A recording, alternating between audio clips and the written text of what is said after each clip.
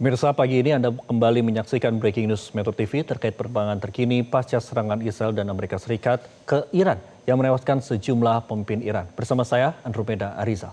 Pemirsa, serangan brutal dan mematikan dari Israel Amerika Serikat ke Iran pada Sabtu 28 Februari yang lalu membuat dunia terhenyak. Dunia seakan masih tak percaya Israel Amerika Serikat akhirnya benar-benar menggunakan kekuatan militer sebagai penyelesaian masalah. Bayangan Perang Dunia Ketiga pun seakan sudah di pelupuk mata. Inilah pemirsa Breaking News Metro TV edisi Senin 2 Maret 2026 dengan tema saatnya menahan diri. Bersama saya Andromeda Rizal dan juga Anda bisa berpartisipasi dan berinteraksi melalui telepon interaktif di nomor 021 583 99 100. Pagi ini telah bergabung bersama saya anggota Dewan Redaksi Media Group Abdul Qahar. Selamat pagi Mas Qahar. Selamat pagi Bu Mas Qahar. Menarik sekali ketika saya membaca saatnya menahan diri di editorial Media Indonesia pagi hari ini. Sebenarnya ini menahan diri untuk siapa dan dalam rangka apa? Menahan diri untuk tidak membuat eskalasi semakin meluas. Sehingga tidak terjadi apa yang ditakutkan oleh banyak kalangan, yaitu Perang Dunia Ketiga.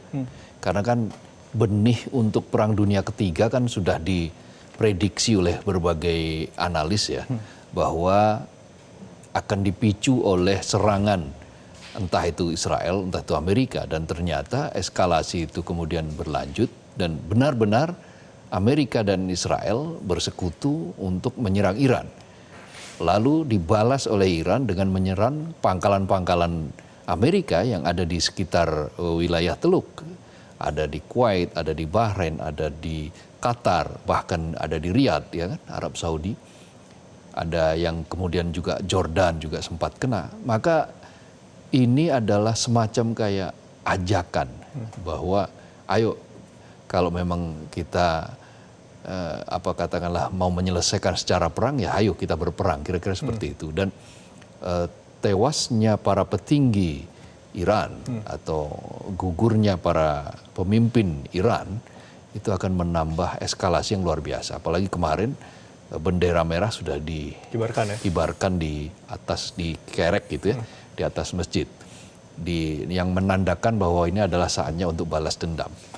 Maka eskalasi ini harus dihentikan supaya tidak merembet kemana-mana. Oke Mas Qahar, tapi pertanyaan besarnya untuk menghentikan eskalasi secara besar ini, siapa pihak yang benar-benar untuk bisa menghentikan Amerika Serikat dan juga Israel? Harusnya PBB. Tetapi sayang sekali bahwa PBB sekarang menjadi semacam macan kertas, institusi yang sama sekali tidak dihormati. Tatanan dunia sudah dirusak oleh Donald Trump, oleh Netanyahu, yang kemudian ya kita saksikan hari-hari ini sepertinya tuas rem akan sulit untuk ditarik gitu loh. Sehingga yang terjadi justru masih tuas gas atau injakan gas yang semakin hari eskalasinya semakin besar. Nah, ini harus diingatkan dan PBB harus mengambil peran. Baik, PBB harus mengambil peran. Dan pemirsa, inilah editorial Media Indonesia 2 Maret 2026, saatnya menahan diri.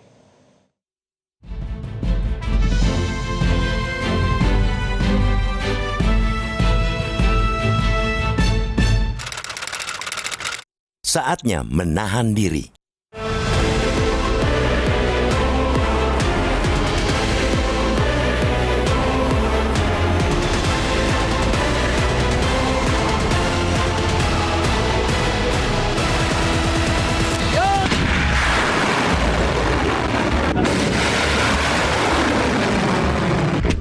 Serangan brutal dan mematikan dari Israel Amerika Serikat ke Iran pada Sabtu 28 Februari lalu membuat dunia terhenyak.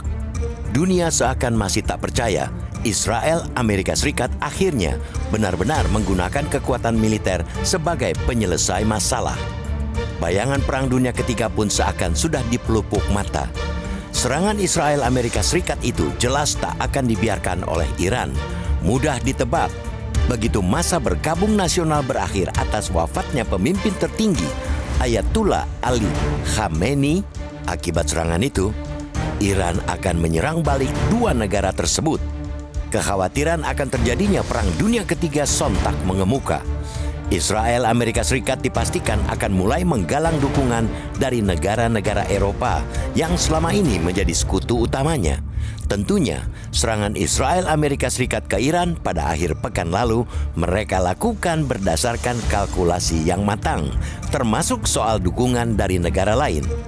Sama halnya dengan Iran, kemungkinan serangan itu juga sudah diperhitungkan oleh pejabat-pejabat tinggi negeri Teluk Persia itu. Iran pasti sudah mengkalkulasi bantuan dari negara mana saja yang bisa didapat jika pada akhirnya mesti berperang dengan Israel Amerika Serikat. Semua negara di dunia mafhum.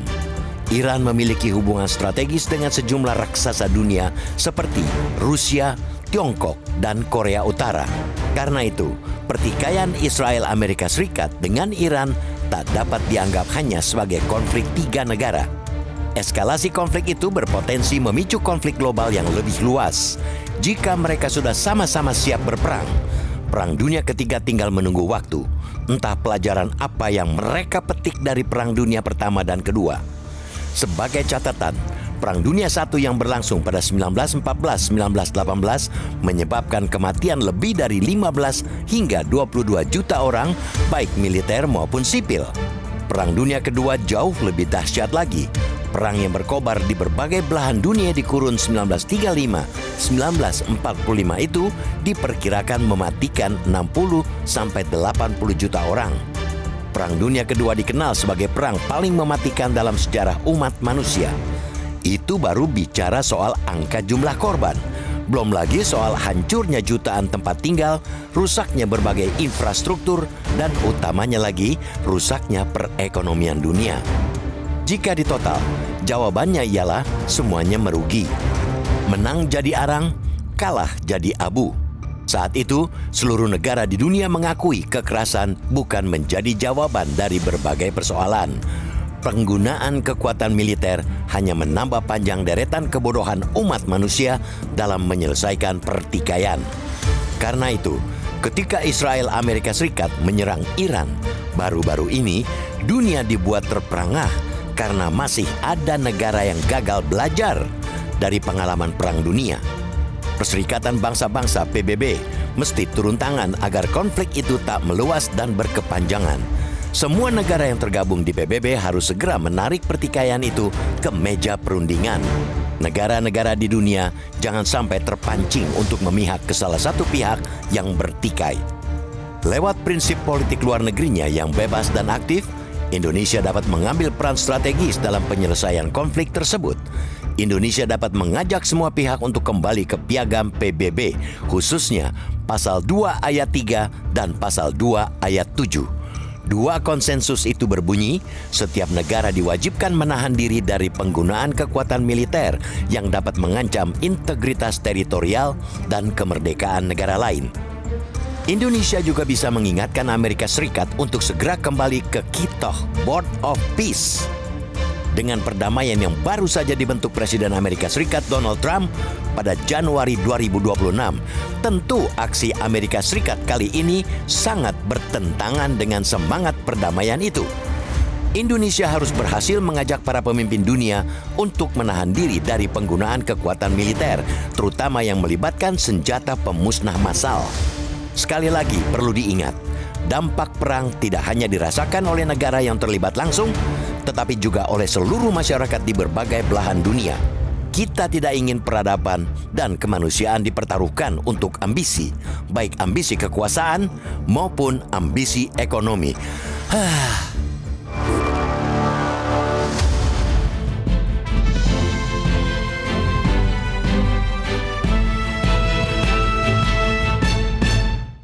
Mas War, kalau tadi kita lihat dalam tayangan sebelumnya di editorial pagi ini mengingatkan kembali tragedi terkait dengan Perang Dunia Pertama, kemudian juga Perang Dunia Kedua. Mengapa sejarah yang begitu kelam, tampaknya ini tidak bisa ataupun tidak cukup untuk menahan diri terkait dengan kekuatan militer yang dilakukan oleh Israel dan juga Amerika Serikat? Ambisi ya, ada dua ambisi yang sekarang itu lebih menonjol pada diri pemimpin, terutama adalah Donald Trump ya dan Netanyahu. Ambisi untuk menguasai kawasan, itu Israel. Ambisi untuk menguasai dunia, itu adalah Amerika Serikat. Lalu yang kedua adalah ambisi ekonomi. Apa itu? Minyak. Hampir semua negara dengan cadangan minyak terbesar itu ingin dikuasai oleh Amerika Serikat. Ini menyangkut dengan rantai pasok untuk mengamankan energi mereka. Venezuela sudah diamankan, ya kan? Setelah presidennya diambil oleh Amerika Serikat, minyaknya sekarang kan digaransi untuk dikirim sebagian besar untuk kepentingan Amerika Serikat. Kalau Arab Saudi kan memang sudah lama menjadi sekutunya Amerika Serikat, maka aman.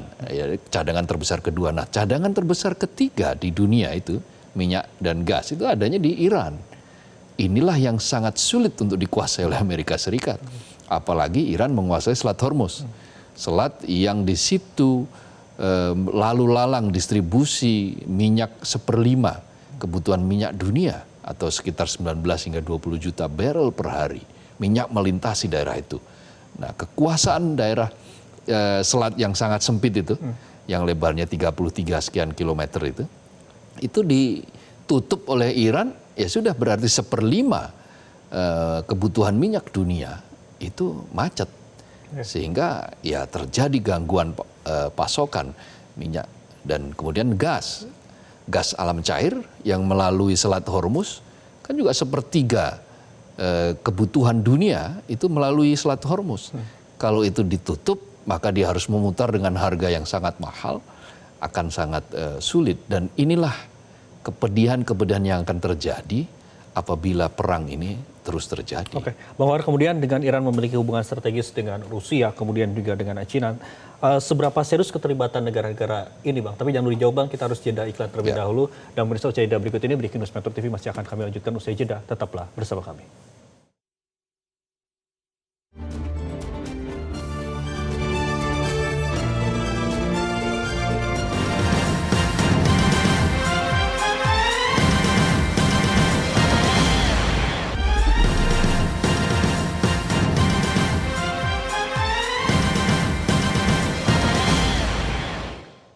Terima kasih pemirsa, Anda masih bersama kami di Breaking News Metro TV, dan saatnya pemirsa kita akan terlebih dahulu untuk mendengarkan pendapat dari pemirsa Metro TV. Kali ini ada Tasrik Usman dan juga Ibu Lia.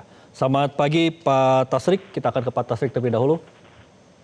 Selamat pagi Andromeda, selamat pagi Bang Kohar. Assalamualaikum warahmatullahi wabarakatuh. Waalaikumsalam Pak Tasrik. Pak Tasrik, kalau ketika Anda melihat dengan adanya serangan Israel bersama dengan Amerika Serikat kepada Iran, bagaimana pandangan Anda terkait dengan peristiwa ini?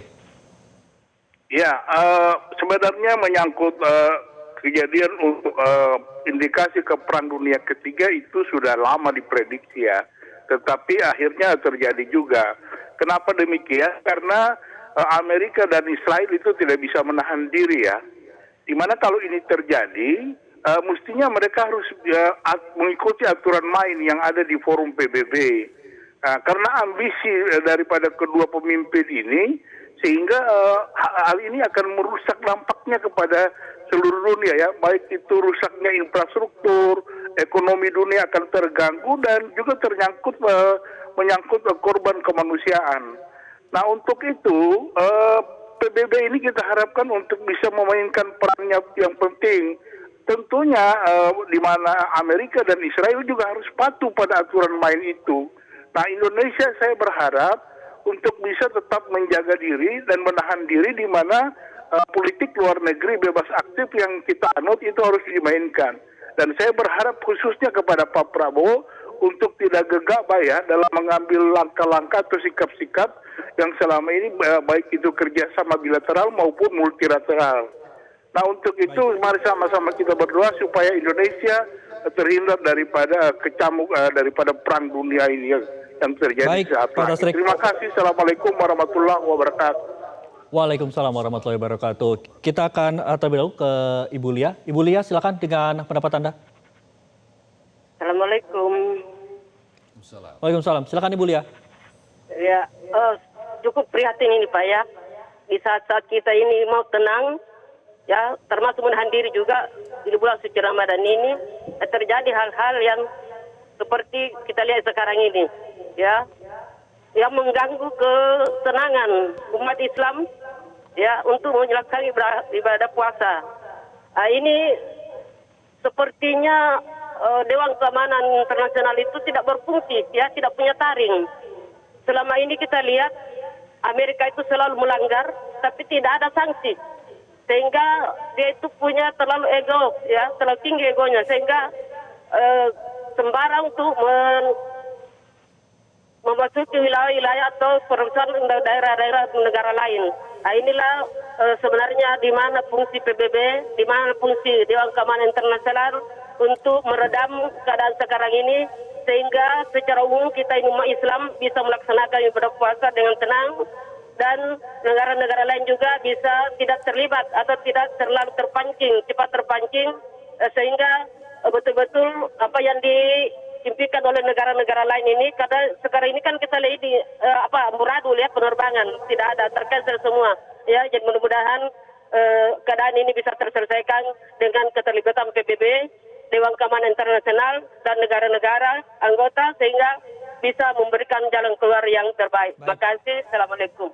Waalaikumsalam warahmatullahi wabarakatuh. Bang Kohar, dari dua penelpon kita ini sama-sama untuk meminta adanya peran dari PBB sendiri. Sebenarnya seberapa pentingkah peran PBB ini, dan kalau kita melihat karena Amerika Serikat ini memiliki hak veto di dalamnya. Jadi seberapa pentingkah atau seberapa yakinkah PBB ini bisa untuk menghentikan perang ini? Jadi kalau kita masih tetap ingin mengakui bahwa ada lembaga yang dihormati, lembaga institusi yang mengatur dunia yaitu PBB, maka PBB adalah jalan terbaik. Tidak ada persoalan bisa diselesaikan dengan perang. Perang itu hanya akan melahirkan kegetiran. Ingat bagaimana Afghanistan, bagaimana Irak yang setelah perang, setelah Saddam Hussein digulingkan, sampai sekarang juga tidak ada stabilitas di Irak, ya kan? Masih terjadi gejolak. Di Afghanistan juga seperti itu. Nah, PBB harus mengambil alih ini. Jadi seruan-seruan yang sangat kencang itu dibutuhkan. Biarlah Donald Trump dengan logikanya sendiri. Tetapi ketika nanti PBB terus-menerus, dunia mendesak agar Amerika Serikat, Israel, Iran kembali ke meja perundingan dan menahan diri untuk tidak melakukan serangan, maka di situ tatanan dunia mulai bisa dihormati. Tetapi kalau kemudian PBB sama sekali tidak mengambil peran, katakanlah karena takut diveto, maka ya buat apa ada PBB? Akhirnya kan dunia kehilangan harapan kalau sampai PBB yang dianggap sebagai representasi perwakilan dunia ternyata tidak bisa berbuat apa-apa. Nah, apa yang dilakukan oleh Amerika Serikat sendiri itu sebetulnya adalah langkah yang juga dikecam di dalam negeri. Kita lihat Kamala Harris, mantan wakil presiden, yang mengecam Donald Trump, yang menyeret Amerika ke dalam perang yang dalam bahasa Kamala Harris adalah perang yang tidak sah. Begitu juga dengan Senator Ben Sanders yang mengatakan bahwa perang ini adalah ambisi pribadi Donald Trump dengan menyertakan Amerika Serikat. Nah, ini adalah suara-suara yang bisa terus digaungkan, yang tujuannya supaya apa? Supaya perang segera berhenti. Karena terlalu banyak kegetiran, kepedihan akibat perang. Bayangkan sekarang beberapa umat Islam yang sedang umroh di Arab Saudi kan juga terganggu. Ya, puluhan ribu ya. Puluhan ribu, ada hampir 40 ribu kan. Karena udara banyak yang ditutup kan. Pesawat tidak ada penerbangan. Karena wilayah itu sekarang sedang berkecamuk perang.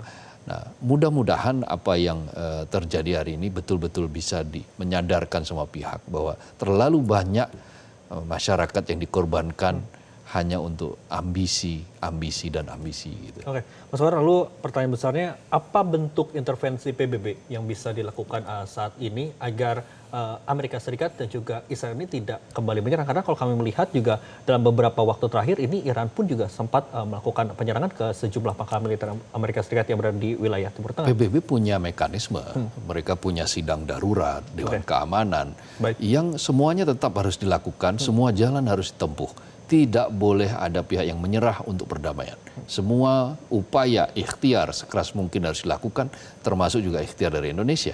Bisa saja misalnya melakukan diplomasi silent ke beberapa pihak, karena Indonesia juga punya kedekatan dengan Iran, punya kedekatan dengan Amerika akhir-akhir ini, sehingga bisa mengajak mereka untuk meyakinkan mereka bahwa perdamaian itu adalah jalan yang terbaik. Dialog adalah jalan yang terbaik. Bukan perang, bukan kekerasan. Oke, jadi kalau Mas Khor tadi sempat menyinggung begitu langkah dari pemerintah Indonesia sendiri. Sebenarnya apa langkah diplomatik yang bisa kita lakukan begitu, terutama dari Presiden Prabowo Subianto untuk benar-benar berkontribusi untuk menahan eskalasi ini tidak kembali meluas gitu. Karena kemarin pun juga dari Kementerian Luar Negeri sempat menyampaikan bahwa Presiden Prabowo ini siap untuk menjadi mediator di antara negara-negara ini. Ya setidak-tidaknya kan Presiden Prabowo punya direct call ya, bisa melakukan panggilan langsung ya ke Donald Trump. Nah, siapa tahu dengan panggilan langsung yang bisa tersambung ke Donald Trump, ada sisi-sisi yang bisa dipertimbangkan lah oleh Donald Trump.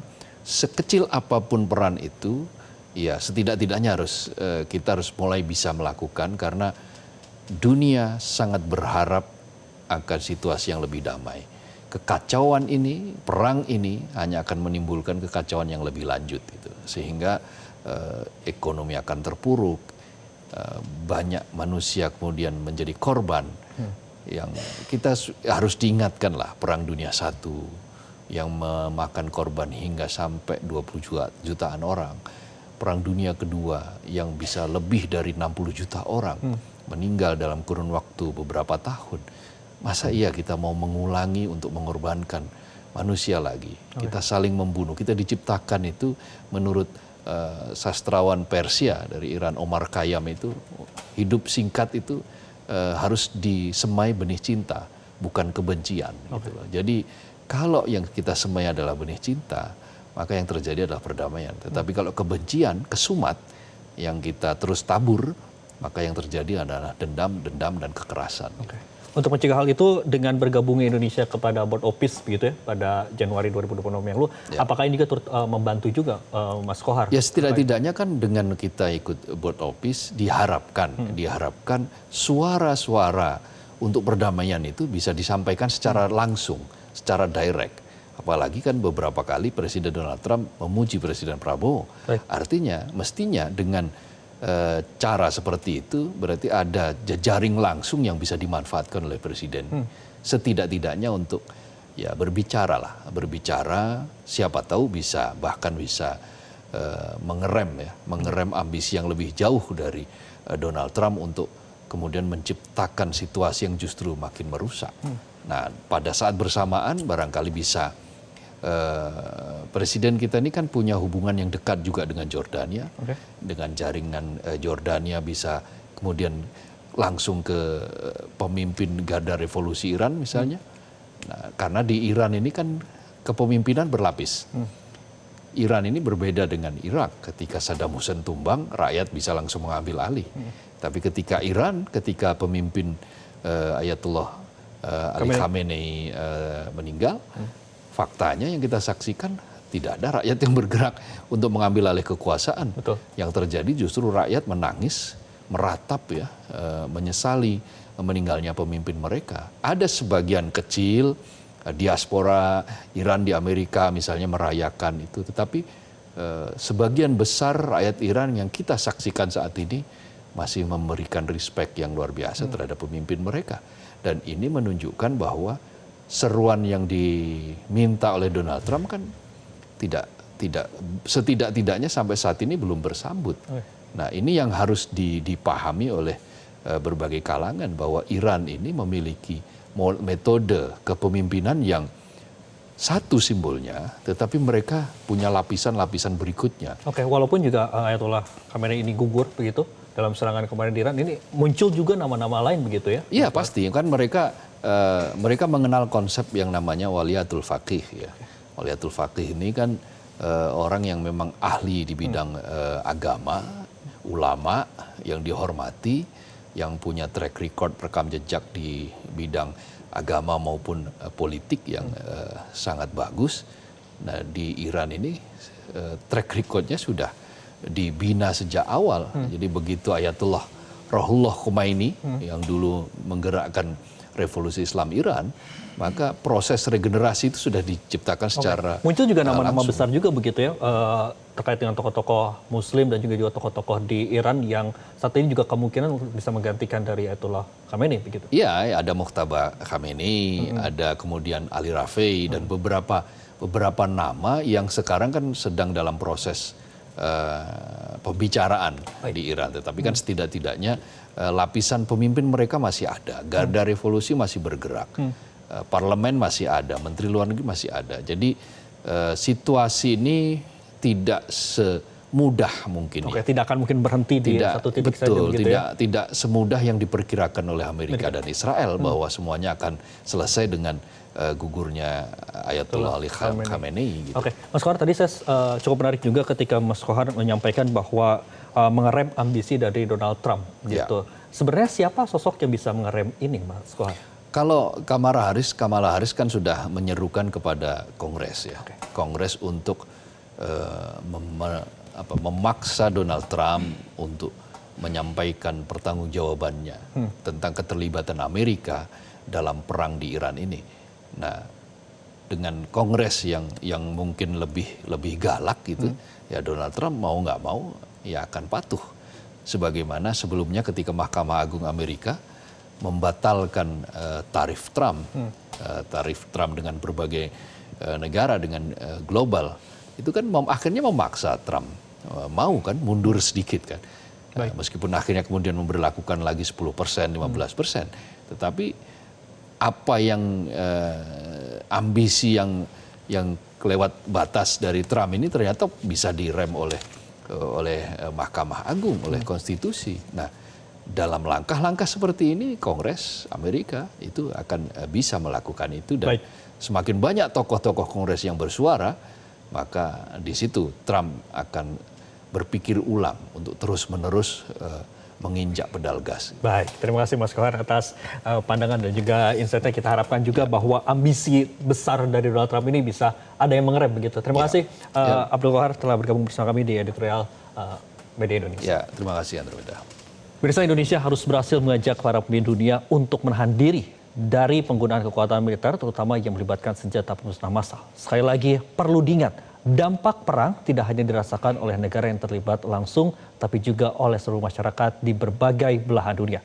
Kita tidak ingin peradaban dan kemanusiaan dipertaruhkan untuk ambisi, baik ambisi kekuasaan maupun ambisi ekonomi. Usai jeda berikut ini pemirsa, Breaking News Metro TV masih akan kami lanjutkan bersama dengan Febrian Ahmad.